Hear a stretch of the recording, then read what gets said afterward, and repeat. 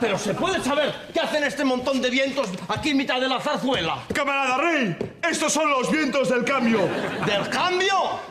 Estos vientos son de Decathlon, que me los conozco. ¿Se puede saber qué estáis haciendo metidos ahí dentro?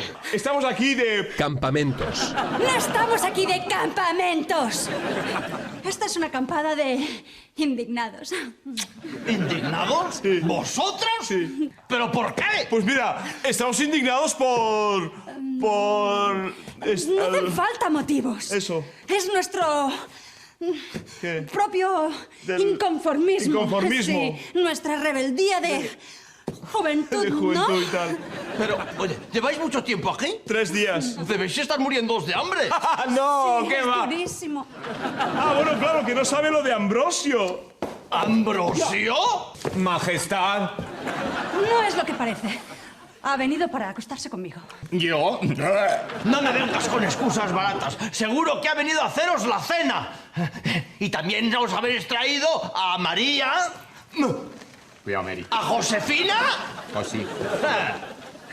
y a Teresa. Sí. Teresa.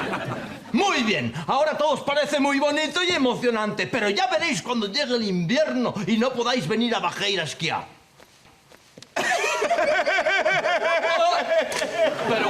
Pero ¿esto qué es? Pero... ¿Os habéis traído vaqueira? Hombre, si todas las revoluciones son así, yo me apunto. Claro que sí, papá.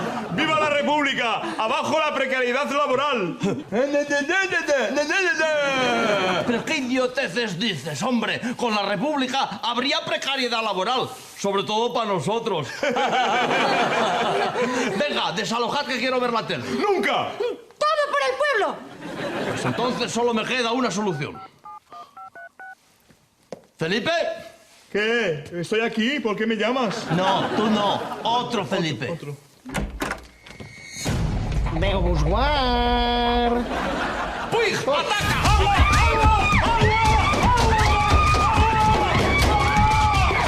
Me encanta este servicio de limpieza catalán.